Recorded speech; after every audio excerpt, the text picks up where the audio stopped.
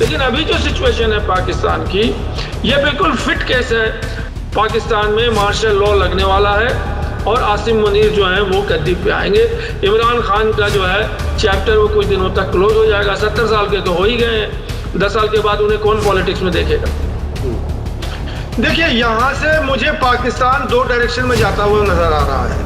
पहला डायरेक्शन तो यह है कि कल से पहले आज ही इलेक्शन हो जाए, इमरान खान को जो है प्रधानमंत्री बना दे और वो फिर पाकिस्तान को संभाले और जैसे चलाना है चलाए। ये एक डायरेक्शन मुझे समझ में आ रहा है। दूसरा डायरेक्शन ये समझ में आ रहा है कि जनरल आसिम मुनीर जो हैं वो आए और फ्रंट पे आकर करके वो सारी चीज़ों को जो है अपने हाथ में ले ले और इमरान खान को जेल में बंद कर दे और उसके बाद जो है तहरीक इंसाफ पार्टी वगैरह जितनी भी पार्टी उठी है सबको ख़त्म कर दे और एक मार्शल लॉ डिक्टेटरशिप लगा करके जितने दिन चाहे उतने दिन हुक्मरानी करे।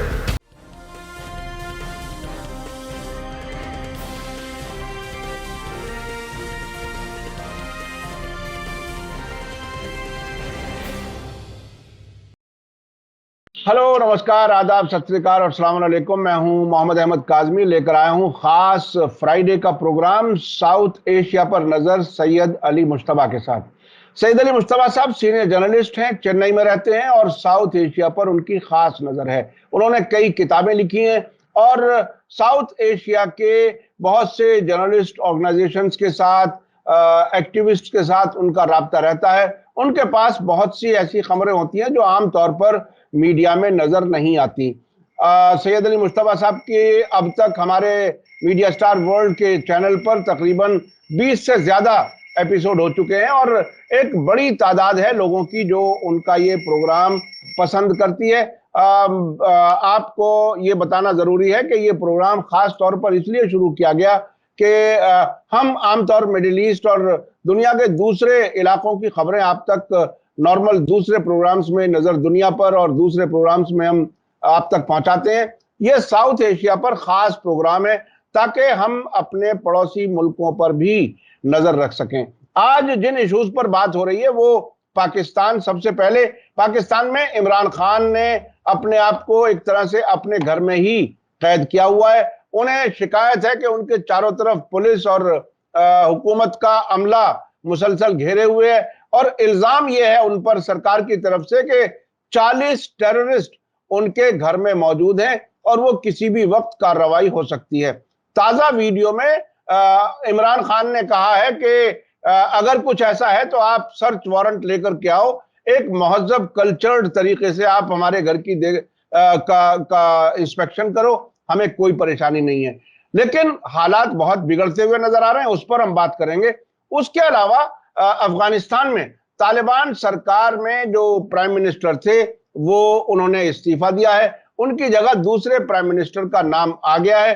वो क्या कुछ है, वहां तब्दीलियां इस तरह की क्यों हो रही हैं, अभी तक अफगानिस्तान की तालिबान सरकार को दुनिया के किसी भी मुल्क ने तस्लीम नहीं किया है। ऐसी हालत में वहां क्या अंदर भी कोई इख्तलाफात हैं, इस पर हम बात करेंगे। और एक और खबर यह है कि चीन पाकिस्तान और तालिबान के बीच में मीडिएशन करने की बात कर रहा है। चीन ने अब तक ईरान और सऊदी अरब के बीच में मीडिएशन कराया है। उसने अभी बातचीत चल रही है यूक्रेन जंग को रोकने के लिए, रूस और यूक्रेन के बीच में मीडिएशन का वो काम कर रहा है और उसने ऐसे इशू को भी बिचौलिए के तौर पर रोल देने के लिए ऑफर किया हुआ है कि वो इजराइल फिलिस्तीन वाला मामला भी हल करा सकता है। तो चीन का यहां पाकिस्तान और तालिबान की सरकार के बीच में मीडिएशन के क्या मानी है ये भी हम समझेंगे। और श्रीनगर में G20 के टूरिज्म मिनिस्टर्स की मीटिंग हो रही है, उसके क्या मानी है, ये इन सब इश्यूज पर बात होगी। सैयद अली मुश्तबा साहब, वेलकम है आपका, मीडिया स्टार वर्ल्ड को आप वक्त दे देते हैं। आप ये बताइए कि ये इमरान खान वाला मामला कहां तक पहुंचेगा? क्या ऐसा लगता है कि इमरान खान को जिद हो गई है कि जो बात वो कह रहे हैं वही सब माने? क्या वो अमेरिका और फौज से एक साथ टकरा रहे हैं? इमरान खान का इल्जाम यह है कि जो सरकार में लोग बैठे हुए हैं वो इमरान खान के और फौज के बीच में टकराव की बात कर रहे हैं। आप इसे कैसे देख रहे हैं? जी बहुत शुक्रिया साहब, काजमी साहब। पहले मेरे सामाइन को मेरा आदाब, सत श्री अकाल और अस्सलाम वालेकुम। अब इमरान खान की जो स्टोरी है वो एक बाकायदा एक समझ लीजिए कि मिस्टीरियस अल्फ्रेड हिचकॉक की फिल्म है, जो कि उसके पर्द खुलते रहते हैं और मालूम नहीं होता है कि अगला सीन क्या होगा। लेकिन जो अभी मुझे समझ में आ रहा है, जो सारी चीजें मतलब अभी तक जो जो खुली हैं, वो इसमें ये है कि इमरान खान के पास दो बड़े बड़े तुर्क के पत्ते हैं। एक तो उनके पास जनता का सपोर्ट है, और कुछ सर्वे और स्टैटिस्टिक्स ये आए हैं कि 70% पाकिस्तानी जनता इमरान खान के पीछे खड़ी है। ये जो है बात खुल के आई है। दूसरी बात जो कि खुद इमरान खान ने कहा है कि पाकिस्तान को बनाना रिपब्लिक से बचाने के लिए सिर्फ एक ही डोर बंधी हुई है, वो है जुडिशियरी, वो है कोर्ट्स। तो पाकिस्तान के पास, इमरान खान के पास ये दो तुर्क के पत्ते हैं जो कि उनके पीछे हैं, अदरवाइज बाकी सारी चीजें उनके अगेंस्ट में ही है। और वो जो सियासत कर रहे हैं वो सियासत टकराव का सियासत है। कहीं भी वो मतलब अपने आप को किसी से भी जो है वो कम और किसी से जो है से कंप्रोमाइज करने वाले नहीं है, वो ऐसा समझ में आ रहा है मुझे, चाहे उसके लिए क्या हो जाए। तो इतना कहने के बाद मैं ये कहना चाह रहा हूं कि अभी जो पाकिस्तान है की हालत है वो 3-4 तरफ से वो खींची जा रही है। पूरी पाकिस्तान को जो है 3-4 तरफ से जो है, अगर आप एक वो ले लें और उसको उसके 4-5 जो है अगर कोने हैं, सिरसिरे हैं, तो पहला जो है वो ये है कि आर्मी जो है वो बीच में आ गई है। इमरान खान और आर्मी का जो है वो एक टकराव हो गया है। और अब तो इमरान खान ने कह दिया कि जो अरेस्ट किया था, जो किडनैप किया था, उन्हें कोर्ट में वो आर्मी नहीं कराया था। और यहां तक भी कह दिया कि वो जो आर्मी चीफ है आसिम मुनीर साहब, उन्होंने ही ऑर्डर दिया था कि मुझे उठा लें, आप उनको उठा लें वहां से, कोर्ट से। तो इमरान खान की आर्मी ने भी ये कहा है कि हमारे पास इतने पावर हैं कि हम किसी को भी अरेस्ट कर सकते हैं। वो हमें कॉन्स्टिट्यूशनल पावर है और एक्स्ट्रा जुडिशियल पावर है, वो जुडिशरी में रिव्यू नहीं हो सकता है। और वो धाराएं जो है हम लगाएंगे और अपने कोर्ट में हम उसको ट्रायल करेंगे और उसको जितने दिन तक चाहेंगे हम बंद कर सकते हैं। तो ये वार्निंग तो इमरान खान ने को आर्मी ने दी है। अब इमरान खान का ये कहना है कि आर्मी ये कह रही है कि जो लोग आकर करके रावलपिंडी में जनरल हेडक्वार्टर जो उनका आर्मी है वहां पे उन्होंने आगजनी की है, तोड़फाड़ किया है, उसके लिए उन्होंने, इमरान खान ने कहा है कि आप एक इंडिपेंडेंट इंक्वायरी बैठाइए और उस इंक्वायरी से अगर कोई चीज निकल के आती है, हमारे कोई कार्टर ने किया है, तो उसको आप बेशक पकड़ लीजिए। लेकिन सिर्फ आर्मी चाहेगी, जिसको चाहेगी पकड़ना, तो वो मुझे मंजूर नहीं है। तो ये तो एक ट्रैक है स्टोरी की। दूसरी स्टोरी की ट्रैक है वो शहबाज शरीफ और मरियम नवाज शरीफ, इनकी स्टोरी है, जो कि इमरान खान के मुखालिफ तो हैं, वो मरियम शरीफ है। मरियम शरीफ ने कहा है कि इमरान खान को यजीद कह दिया है कि ये तो यजीद है, मतलब वो पाकिस्तान में नमूद हो गया है। तो अब यजीद की जो पॉलिटिक्स है और करबला और फलाना, वो सब जो है वो मरियम नवाज लेके आ रही है। शहबाज शरीफ ने जो है वो अपना मोर्चा खोल दिया है कोर्ट के अगेंस्ट में। अब वो ये कह रही है कि मैं कोर्ट के अगेंस्ट में, स्ट्रीट प्रोटेस्ट हो रही है और वहां पे वो कह रहे हैं कि कोर्ट जो है वो अनड्यू फेवर कर रही है इसका, इमरान खान का। और इमरान खान के पास 120 केस पर वो मतलब 120 केस उनके ऊपर है, जिसमें 20 से ऊपर केस उनके ऊपर टेररिज्म के हैं, 20 से ऊपर उनके केस करप्शन के हैं, और तरह तरह के केस हैं जो उनके ऊपर लदे हुए हैं। और इमरान खान सबसे जो है वो कहीं बेल ले रहे हैं तो कहीं एक्सटेंशन ले रहे हैं। अब इसमें जो है इमरान खान इस बहरान से में है, अभी बीच भंवर है इमरान खान का, और उसमें वो मतलब अपनी कश्ती खेरे हैं। अब आखिर में मैं ये कहना चाह रहा हूं कि ये जो सिचुएशन पाकिस्तान में अभी डेवलप हुई है, एक तरफ तो ये कि इकोनॉमिक बुरहान है, पूरा कोलैप्स हो गया है इकोनॉमी, उनके पास पैसे नहीं है, IMF जो है अभी तक उसने रिलीज नहीं किया है। तो ऐसे हालत में पॉलिटिकल इंस्टेबिलिटी है, मतलब रोड पे जो है आगजनी हो रही है और मतलब मारामारी हो रही है। तो ये मेरे हिसाब से एक बहुत परफेक्ट कंडीशन है मार्शल लॉ लगाने के लिए, और मतलब आसिम मुनीर फिर से परवेज मुशर्रफ के या जनरल जिया के या जनरल अयूब के रोल में जो है वो अभी नमूदार होने वाले हैं। तो अब देखिए क्या क्या होता है तमाशा। आसिफ मुनीर उस हॉट कुर्सी पर बैठ सकेंगे जिसपे अयूब खान बैठ चुके थे और जनरल जिया बैठ चुके थे और जनरल मुशर्रफ बैठ चुके थे।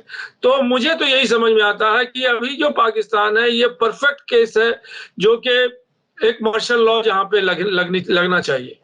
फिर आगे क्या होगा, इलेक्शन नहीं होगा, वो तो देर की। अच्छा, इमरान खान ने कुछ फिगर्स दिए हैं कि अब तक उनके सपोर्टर्स में से 30 लोग मारे जा चुके हैं, जिन्हें वो शहीद कह रहे हैं। 30 लोग शहीद हो चुके हैं। इसके अलावा 600 वो लोग हैं जिनके गोलियों के लगने से जख्मी है, वो अस्पतालों में है। और 7,000 से ज्यादा लोगों को, उनके सपोर्टर्स को गिरफ्तार किया गया है।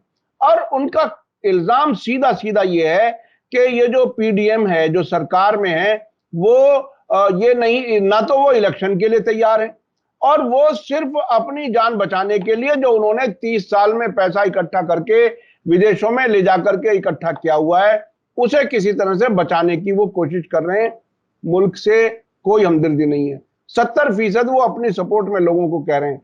तो ऐसी हालत में क्या आर्मी को वो ये मैसेज दे रहे हैं कि आप मार्शल भी नहीं लगा सकते हो, 70% लोग मेरे साथ हैं। और एक बात और उन्होंने कही है कि मैंने अब तक अपनी गिरफ्तारी के मौके पर या और दूसरे जितने भी मौके आए, कभी भी हमारी पार्टी ने लोगों को कानून अपने हाथ में लेने के लिए नहीं कहा है। अब ये जो इल्जामात लग रहे हैं कि रावलपिंडी में कुछ हमले हुए सरकारी इमलाक पर, वो कुछ दूसरे लोग हैं जिन्हें उन्हें भेजा गया था। तो ऐसी हालत में क्या वाकई पाकिस्तान की आर्मी ये रिस्क लेगी कि जिस लीडर के साथ, अगर सच कह रहे हैं वो 70% लोग हों, वो मार्शल लॉ लगा पाएंगे? देखिए, यहां से मुझे पाकिस्तान 2 डायरेक्शन में जाता हुआ नजर आ रहा है। पहला डायरेक्शन तो यह है कि कल से पहले आज ही इलेक्शन हो जाए, इमरान खान को जो है प्रधानमंत्री बना दे और वो फिर पाकिस्तान को संभाले और जैसे चलाना है चलाए। ये एक डायरेक्शन मुझे समझ में आ रहा है।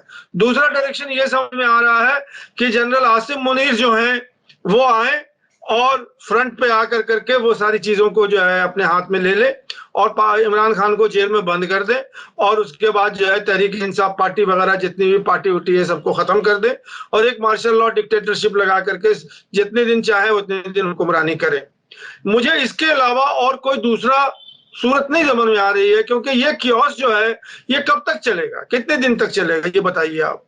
और जहां तक वो इमरान खान कह रहे हैं कि 70% हमारे पास हुकूमत है, वो सपोर्ट है हमारे पास, वो होगी, ऐसा नहीं कह सकते होगी, लेकिन जब मार्शल लॉ लग जाता है तो फिर सपोर्ट का क्या मतलब होता है, फिर वो सपोर्ट का क्या मतलब है। इस कहानी में इसके लिए आपको मैं एक और भी जितने भी मार्शल लॉ लगे हैं उसका थोड़ा सा मतलब एक इतिहास संक्षिप्त में मैं आपको दे दूं। वो ये है कि 1955 तक जो है वो क्या नाम था, कायदे आजम के बाद जो उनके वो थे वो लियाकत अली खान। तो लियाकत अली खान जो है वो पाकिस्तान को 55-56 तक लेके गए और उसके बाद जो है वो पाकिस्तान में कियोस हो गया। और उसके बाद फिर अयूब खान आए और उन्होंने गाइडेड डेमोक्रेसी और इस तरह के नारे लगाए। वो 60 के दहाई में आ गए थे और फिर उन्होंने जंग भी लड़ ली और उसके बाद वो निकल गए। दूसरा जो वहां हुआ था मतलब कू, वो था जनरल जिया का। तो वो जो कू था वो तो अमेरिका ने कराया था, ये तो बिल्कुल सारे डॉक्यूमेंट्स और रिसर्च स्कॉलर, क्योंकि वो भुट्टो को नहीं चाहते थे, भुट्टो सोशलिज्म लाना चाहते थे। अमेरिका जो है वो कम्युनिस्ट इन्फ्लुएंस पाकिस्तान में देखना नहीं चाहता था। तो उन्होंने, वो तो बिल्कुल जनरल जिया का टेलर मेड अमेरिका के इशारे पे वो कू हुआ था। और जनरल जिया का जो मतलब प्लेन क्रैश हुआ था वो भी अमेरिका ने किया था। तो ये तो सारी चीजें बंदनाम है। अब जो ये जनरल मुशर्रफ का जो कू हुआ था और मार्शल लॉ डिक्टेटरशिप हुआ था नवाज शरीफ के अगेंस्ट में, तो उसका रीजन था कारगिल युद्ध। ये आपको मैं बता दूं, वो कारगिल युद्ध, जनरल मुशर्रफ जो थे वो कारगिल के फेवर में थे और नवाज शरीफ भी कारगिल के फेवर में थे। उन्होंने शुरू में जब वो मैप दिखा रहे थे और मैं ये करने वाला हूं वो करने वाला हूं, तो नवाज शरीफ ने हामी भरी थी कि हाँ आप जाइए और जाकर करके कारगिल कीजिए। उसके बाद जब कारगिल हो गया तो अमेरिका का जो प्रेशर हुआ कि ये तो न्यूक्लियर जंग हो जाएगी, इसको बंद कीजिए, तो नवाज शरीफ ने उसको स्टॉप कर दिया। और जो स्टॉप किया तो जनरल मुशर्रफ नाराज हो गए, और जनरल मुशर्रफ जब नाराज हो गए तो वहां पे अब दो ही चीज हो सकती थी, मुझे वहां के पत्रकारों ने बोला उस टाइम के कि यहाँ दो ही चीज हो सकती है, या तो कोर्ट मार्शल होगा जनरल मुशर्रफ को, उनको शूट कर दिया जाएगा और वो मतलब दुनिया से खत्म हो जाएंगे, और नहीं तो मुशर्रफ जो है वो मार्शल लॉ लेके आएंगे, जनरल इनको नवाज शरीफ को जो है वो भेज देंगे पाकिस्तान से बाहर। और वही हुआ, और वो मतलब जनरल मुशर्रफ आ गए और उसके बाद मतलब उन्होंने अपनी हुकूमत चलाई। वो तो उसके बाद की कहानी तो साफ ही है। अब जो कहानी आ रही है, इस कहानी में ये है कि क्या आसिम मुनीर आगे बढ़ेंगे, अमेरिका का उनको सपोर्ट है उस इसमें, तो इसको अभी इस वक्त ये कहना कि अमेरिका का सपोर्ट है आसिम मुनीर को, और आसिम मुनीर की वो ख्वाहिश भी तो होती है ना कि मैं जो हूँ मतलब हुक्मरान बनूं, मैं जो हूँ मतलब उस तख्त पर बैठूं। अब आसिम मुनीर ने पहले कह दिया था, पहले भी कहा कुछ दिन पहले, मतलब अभी से 2-4 हफ्ते पहले, कि मुझे कोई पॉलिटिक्स से और हुक्मरानी से कोई लेना देना नहीं है, और मैं अगर आ भी जाऊंगा तब भी मैं पाकिस्तान की जो हालत है उसको मैं नहीं सुधारूंगा। तो ये सब बात उन्होंने पहले कही थी, अभी से 2-4 हफ्ता पहले। लेकिन अभी जो सिचुएशन है पाकिस्तान की, ये बिल्कुल फिट केस है, और बिल्कुल मतलब क्लास मतलब एक केस है, मतलब कॉपी बुक केस है जिसको कहते हैं, कि अभी जो है वो पाकिस्तान में मार्शल लॉ लगने वाला है और आसिम मुनीर जो है वो गद्दी पे आएंगे। इमरान खान का जो है चैप्टर वो कुछ दिनों तक क्लोज हो जाएगा। 70 साल के तो हो ही गए हैं, 10 साल के बाद उन्हें कौन पॉलिटिक्स में देखेगा। अच्छा, अब मैं चलता हूं अफगानिस्तान की तरफ। अफगानिस्तान में क्या हो रहा है? देखिए, वहां की सरकार को अभी तक किसी भी मुल्क ने ये कहते हुए कि आपकी सरकार इंक्लूसिव नहीं है, यानी सभी तबकों के नुमाइंदे नहीं है, और आप विमेन राइट्स नहीं दे रहे, तालीम के लिए औरतों को नहीं मौके दे रहे, वगैरह वगैरह। इस बीच में वहां प्राइम मिनिस्टर का बदला जाना, वो क्या कुछ दिखाता है? वहां क्या कुछ इख्तलाफ की बात है, या ये एक रूटीन नेचर के मुताबिक है कि वो 70-72 साल के हो गए थे प्राइम मिनिस्टर? आपको क्या लगता है, आपका क्या अंदाज है? देखिए, इसको अगर देखना है आपको, जो पहले तो खबर समझ लीजिए, खबर क्या है। वहां अभी जो प्राइम मिनिस्टर अभी जिन्होंने रिजाइन किया, उनका नाम है मुल्ला मोहम्मद हसन अखुंद। ये उनका नाम है, जो के प्राइम मिनिस्टर थे 2 साल से, जब से तालिबान आई है तब से वो प्राइम मिनिस्टर थे। उनका बैकग्राउंड जो है वो ये है कि जब अमेरिका से पहले वो वहां के फॉरेन मिनिस्टर थे, जब वो पिछली तालिबान की सरकार थी। तो ये एक बहुत ही मतलब इम्पोर्टेंट आदमी थे, जो कि मतलब तालिबान के साथ पिछले 20 साल से या उससे पहले से जो है वो जुड़े हुए हैं, और एक सहमति के साथ इनको प्राइम मिनिस्टर का ओहदा दिया गया था। अब इन्होंने अभी रिजाइन कर दिया है। इनके डिप्टी जो हैं वो मौलवी अब्दुल कबीर, ये इनके डिप्टी थे, इनको अब प्राइम मिनिस्टर बना दिया गया है। और अभी जो तालिबान का पहले स्ट्रक्चर समझ लीजिए, तो तालिबान में जो है वो मुल्ला हैबतुल्ला अखुंदजादा मुल्ला हैबतुल्ला अखुंदजादा वो सुप्रीम लीडर है, वही सारे करता धरता है। पहले मुल्ला उमर हुआ करते थे, उनका तो अमेरिका ने जो है अटैक में उनको मार दिया, वो उस टाइम तो टेररिस्ट थे। अब अखुंदजादा जो है, इनको उन्होंने अपना रेजिग्नेशन लेटर दिया है। आपके हसन अखुंद मोहम्मद ने, जो प्राइम मिनिस्टर थे, उन्होंने एक्सेप्ट भी कर लिया है, और उन्होंने जो है उनका अल्टरनेटिव भी मतलब उनको वहां पे बैठा दिया है, जो कि अब्दुल कबीर है। अब यहाँ पे अब ये समझना है कि उन्होंने बज़ाहिर जो रेजिग्नेशन लेटर दी थी और जो एक्सेप्टेंस हुआ है कि वो बीमार थे और वो मतलब काम करना नहीं चाहते थे और वो आराम करना चाहते थे, ये जो है एक्सप्लेनेशन दिया है। अब इस एक्सप्लेनेशन को मतलब दुनिया कितनी एक्सेप्ट करेगी या नहीं करेगी वो अलग चीज है, लेकिन मैं जो इसको देखता हूं कि कई 40 या 50 दिन से जो हैं वो जो प्राइम मिनिस्टर साहब थे मोहम्मद हसन अखुंद साहब, वो कंधार में बैठे थे, काबुल उन्होंने छोड़ दिया था।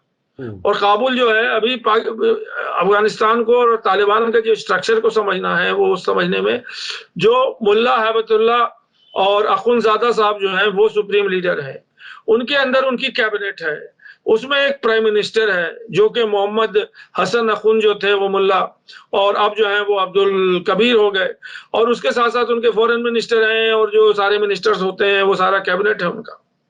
तो इस तरह से वो जो है उनका मतलब जो निजाम चल रहा है और उनका जो मतलब गवर्नेंस चल रहा है। अब अफगानिस्तान के अंदर जो है वो 3 सेंटर हैं पावर के, इसको समझना पड़ेगा। पहला जो है उनका स्पिरिचुअल सेंटर है वो कंधार में, जो कि काबुल को कंट्रोल करता है। काबुल जो है वो पॉलिटिकल हेड है उनका। और तीसरा जो है उनका आर्मी है, जो कि काबुल को कंट्रोल करता है, उनके पॉलिटिकल जो लीडरशिप है उनको कंट्रोल करता है।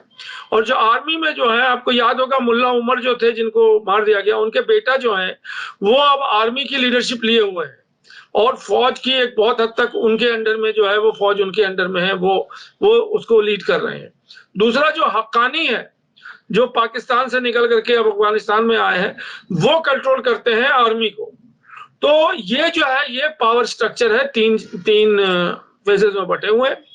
अब यहाँ पे ये देखना हो रहा है कि जो अभी अखुन साहब हैं, जो प्राइम मिनिस्टर हैं, इनको क्यों रिप्लेस किया गया या ये क्यों रिजाइन किया। तो एक जो बाज़ाहिर समझ में आ रहा है वो ये कि आपस में जो तालिबान का जो एडजस्टमेंट था वो अब कहीं क्रैक मतलब लगता हुआ समझ में आ रहा है, और अब जो इनके अंदर डिफरेंसेस है वो सामने में आ रही हैं, और अखुन साहब उसको मतलब संभाल नहीं पा रहे थे, इसलिए उन्होंने कहा कि अब मैं रिजाइन कर रहा हूं। दूसरी बात जो समझ में आ रही है कि अखुन साहब जो थे वो थोड़ा कंजर्वेटिव थे या फिर रूढ़िवाद थे। वैसे तो सारे जो तालिबान हैं वो तो सब मदरसा के पढ़े हुए हैं, सबके आगे के नाम में मुल्ला लगा हुआ है, सब जो है वो जो है वो रिलीजियस सेमिनरी के हैं। तो उनको आप मॉडर्न वेस्टर्न एजुकेशन सिस्टम से जो आते हैं उनसे तो आप उसको कंपैरिजन नहीं कर सकते हैं। तो अब यहाँ पे ये जो विमेन इशू की बात थी और जो सारी चीजें थी जो दोहा में डिस्कशन हुआ था माइनस तालिबान का, तो मैं उसको इसी दोहा से जोड़ना चाह रहा हूं कि दोहा के राउंड के बाद जो है ये मेरे ख्याल में इंटरनेशनल कम्युनिटी का प्रेशर होगा अफगानिस्तान के ऊपर कि आप जो है प्राइम मिनिस्टर को बदल दो, और उसके बाद जो मेरा एजेंडा है इसको आप लेके आओ। अब ये कहां तक सही है या नहीं सही है ये तो आगे ही वक्त बताएगा कि शायद अब तालिबान जो है वो मतलब अपना नर्म रुख दिखाएं और रूढ़िवाद और जो कट्टरवाद है उससे जो है वो थोड़ा जो है अपने आप को मेल्ट डाउन करें। ये मुझे समझ में आ रहा है। अच्छा सैयद अली मुश्तबा साहब, देखिए आपने दोहा की बातचीत से उसे जोड़ करके देखा, मैं थोड़ा सा और पीछे जाना चाहता हूं। जब ये अमेरिकन फौजें वहां से गई हैं उससे पहले कम से कम 1.5 साल में कम से कम आधा दर्जन से ज्यादा मीटिंगें हुई दोहा में, जिसमें ज़ल्मे खलीलजाद अमेरिका के नुमाइंदे तालिबान के साथ तन्हाई में बात किया करते थे। तन्हाई में मैं इसलिए कह रहा हूं कि अफगानिस्तान की जो उस वक्त अशरफ गनी की हुकूमत थी उनका नुमाइंदा कोई नहीं होता था उस मुलाकात में। तो एक शक शुबा जाता है कि कुछ ना कुछ तालिबान और अमेरिका के बीच में अंडरस्टैंडिंग हुई, जिसके नतीजे में वो 15 अगस्त में जब आखिरी जहाज उड़ा बगराम एयरपोर्ट की लाइटें बंद करके अंधेरे में, तो वो कहीं ना कहीं कुछ अंडरस्टैंडिंग थी। उसके बाद अहमद जवाहिरी के कत्ल करने की बात भी आई कि अमेरिका ने ड्रोन के जरिए काबुल में उन्हें मार दिया है, तो उसमें भी अंडरस्टैंडिंग नजर आई तालिबान और अमेरिका के बीच। अब क्या सूरत हाल है, चूंकि 2 साल तकरीबन होने जा रहे हैं, एक सरकार एक्टिंग गवर्नमेंट बनी थी, अभी तक वो एक्टिंग गवर्नमेंट ही है, ना तो ये इलेक्शन करा पाए, ना ही इंटरनेशनल लेवल पर कोई रिकॉग्निशन मिला। तो ये अमेरिका और तालिबान के बीच की जो अंडरस्टैंडिंग थी वो कहां बीच में अटक गई, क्या कुछ लगता है आपको? नहीं, देखिए मैं इसको सिर्फ यही समझ रहा हूं कि चाबी जो है वो अमेरिका के पास है, मोहरे जो है वो तालिबान है। अब तालिबान को जो है वो एडजस्टमेंट करना पड़ेगा अमेरिका के जो भी डिमांड्स हैं और जो भी उनके मुतालबे हैं उसी से। और तालिबान का ये कहना है कि सबसे पहले तो हमें आप इकोनॉमिक मेरी हालत संभालिए, उसके बाद हमें जो है रिकॉग्निशन दीजिए, उसके बाद जो है तब हम जो है मतलब आपके जो एजेंडे पर आएंगे। तो अभी ये बहुत क्लियर नहीं है कि अमेरिका कितनी हद तक तालिबान को मूव कर सकता है, उस पर कंट्रोल कर सकता है, उसको अपने सांचे में ढाल सकता है कि तालिबान उस सांचे से बाहर निकल रहे हैं। ये बड़ी कश्मकश की मतलब पॉलिटिक्स है और पाकिस्तान के अंदर और अफगानिस्तान के अंदर इसकी परतें जो है जितनी खुलती जाएंगी उतनी ज्यादा समझ में आती है। अभी जो हम लोग चर्चा कर रहे हैं वो उनके प्राइम मिनिस्टर के रिमूवल के ऊपर या उनके रिजिग्नेशन के ऊपर।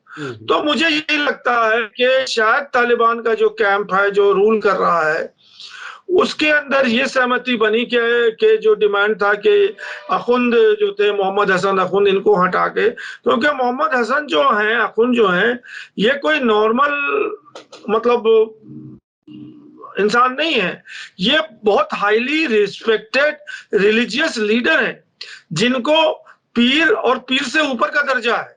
और जितने तालिबान हैं सब इनको जो है समझ लीजिए कि इनको एक अदब से और एक एहतराम से इनको जो है वो मतलब देते हैं, चाहे वो लड़ाके हों, चाहे वो मतलब सियासतदान हो और चाहे जो भी हो। तो इनको इसीलिए प्राइम मिनिस्टर बनाया गया था कि इनकी बात सब ग्रुप मानने वाले, सब लोग ग्रुप जो है उनको मानने वाले तैयार हैं। लेकिन जो अखुंद साहब थे इनकी अपनी आइडियोलॉजी थी। इन्होंने जो है आपको याद होगा वो पिछला जो 1990s में जब वो तालिबान आ गए थे और उन्होंने जो है हुकूमत की थी उसमें ये फॉरेन मिनिस्टर थे और इन्हीं के ऑर्डर पे जो है वो जो जगह है बहिमान जहाँ पे बुद्धा 6th सेंचुरी का बुद्धा जो है वो बहुत टॉल बुद्धा था जिसको इन्होंने बामियान जो जगह हाँ जी, तो यही उसके अंदर थे। इन्होंने ही तालिबान को टैंक से उसको उड़ाने के लिए कहा था और पूरे दुनिया में जो है उसका वो चर्चा हो गया कि साहब, तो वो मेन जो उस टाइम आदमी थे वो यही थे, मुल्ला मोहम्मद हसन अखुंद। तो अब जो ये मामला जो अभी आ रहा है दोहा से जो मैं जोड़ रहा हूँ कि दोहा में 3-4 एजेंडे थे। एक तो ये कि औरतों का और इसका जो है वो आप वो जो कड़ापन और जो है कंजर्वेटिव एटीट्यूड उसको खत्म कीजिए, इंक्लूसिव गवर्नमेंट बनाइए, उसके बाद और भी टेररिज्म को कंट्रोल कीजिए और नारकोटिक्स को कंट्रोल कीजिए। यही तो 4 मुद्दे थे वहां पे दोहा में मतलब ये करने के लिए।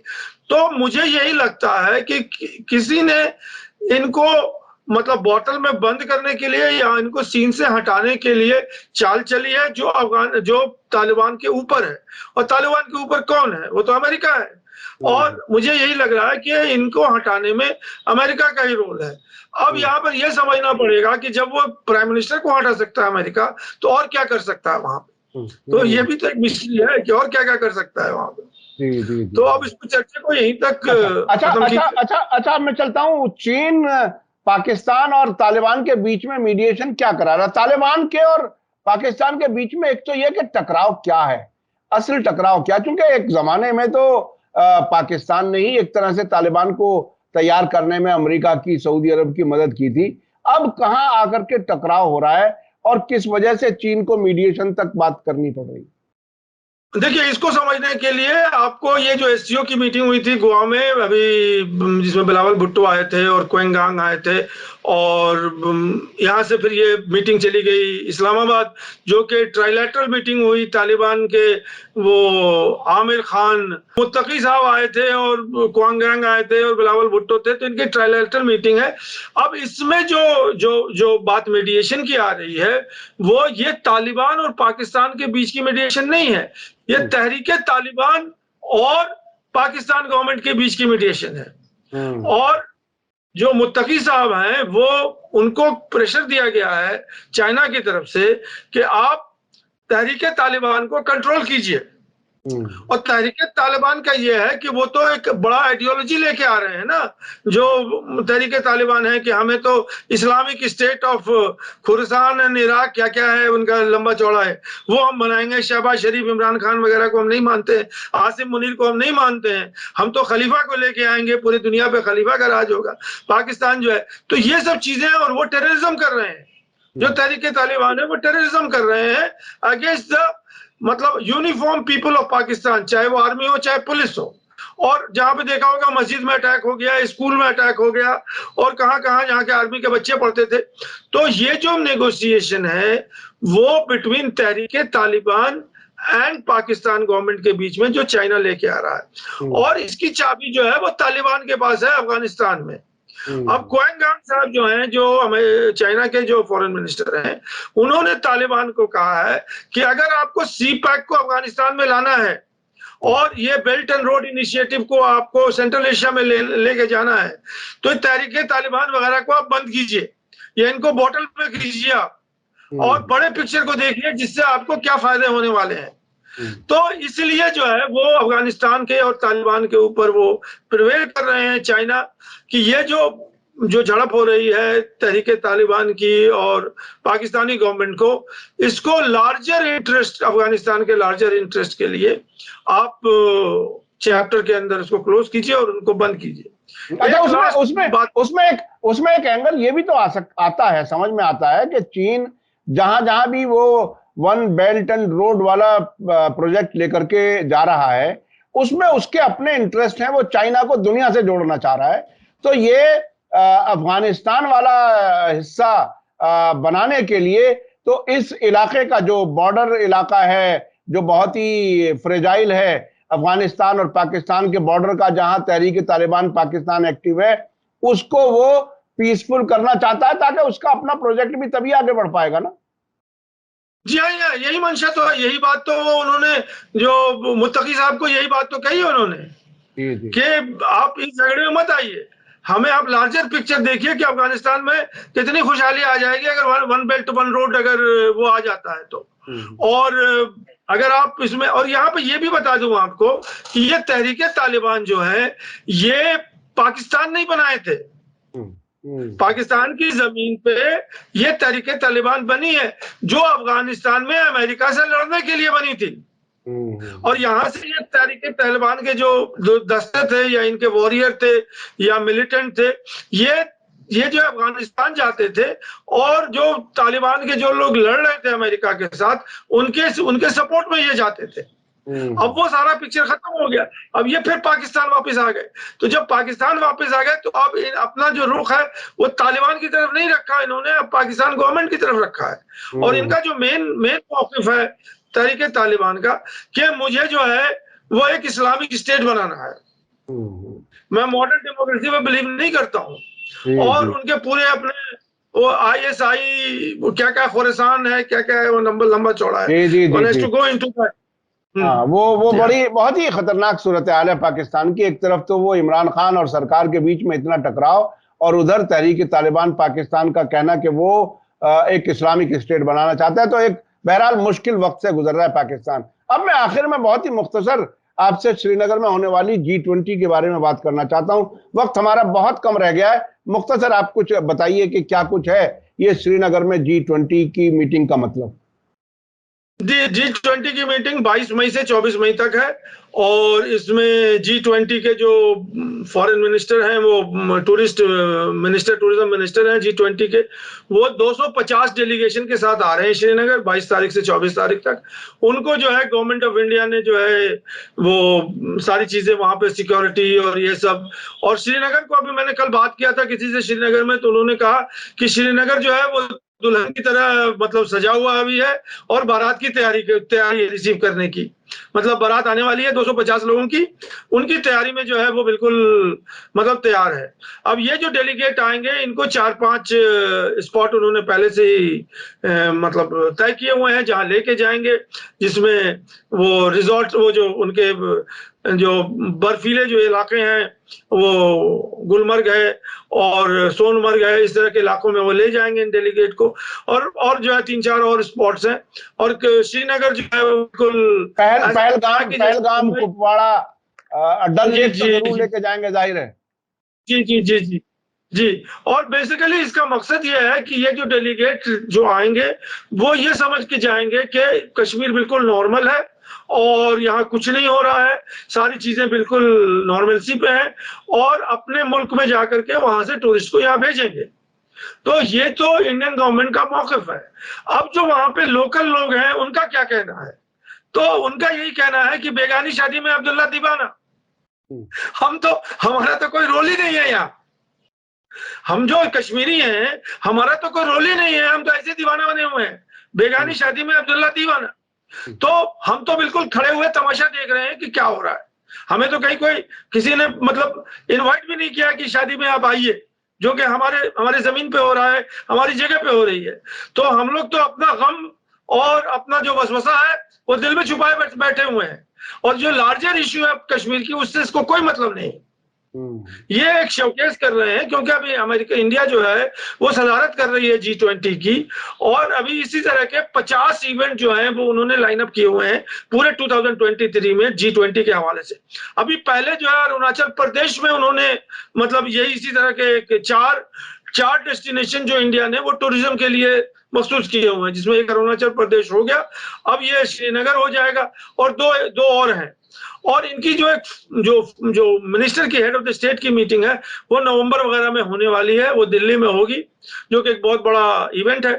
अब इसमें जो है दो चीजें हैं कि पाकिस्तान तो G20 में है नहीं, तो पाकिस्तान ने जो एज यूजुअल उनका जो अपोजिशन है कश्मीर का, वो उसको उन्होंने मतलब जाहिर किया और उनको बोला कि आप कश्मीर में कैसे कर सकते हैं, और यूनाइटेड नेशन में केस लगा हुआ है और ये है वो है।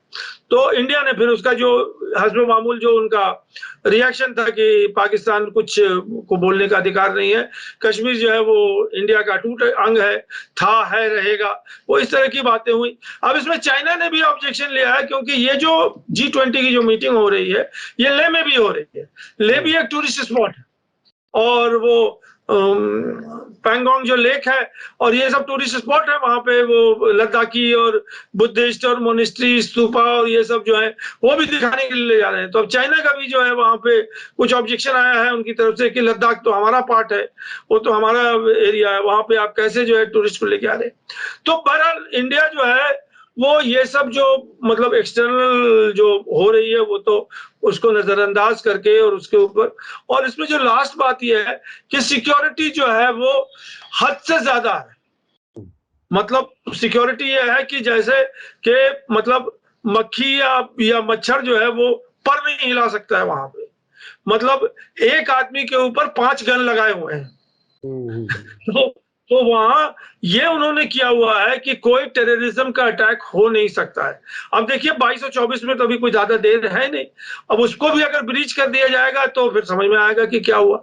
लेकिन अभी तक जो सारे जो मिलिट्री कमांडर्स हैं और सारे जो सिक्योरिटी के लोग हैं, अमित शाह हैं जो जिनके अंडर में ये महकमा आता है इंटरनल सिक्योरिटी का, इन्होंने तो फुल प्रूफ सिक्योरिटी बनाई हुई है, लेयर्स ऑफ सिक्योरिटी है, ये पुलवामा नहीं हो सकता है।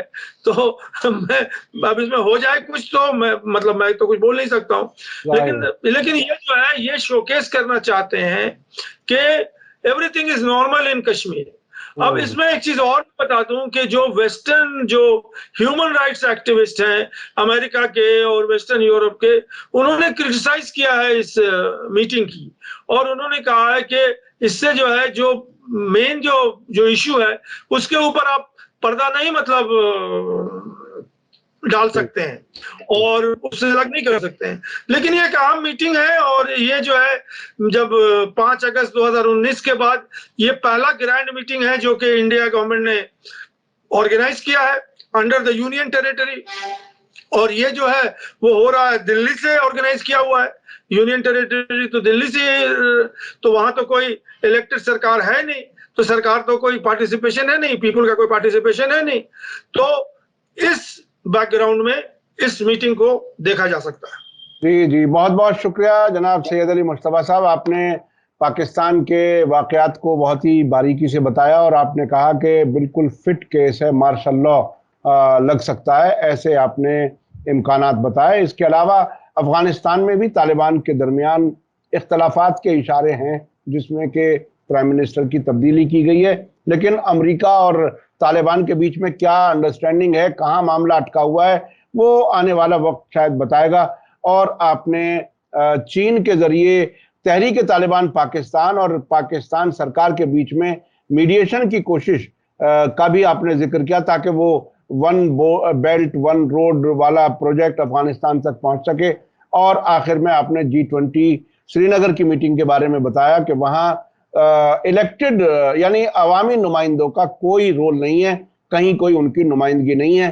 दिल्ली राजधानी की तरफ से ये प्रोग्राम हो रहा है और सिक्योरिटी के बहुत ही ज्यादा सख्त इंतजाम किए गए।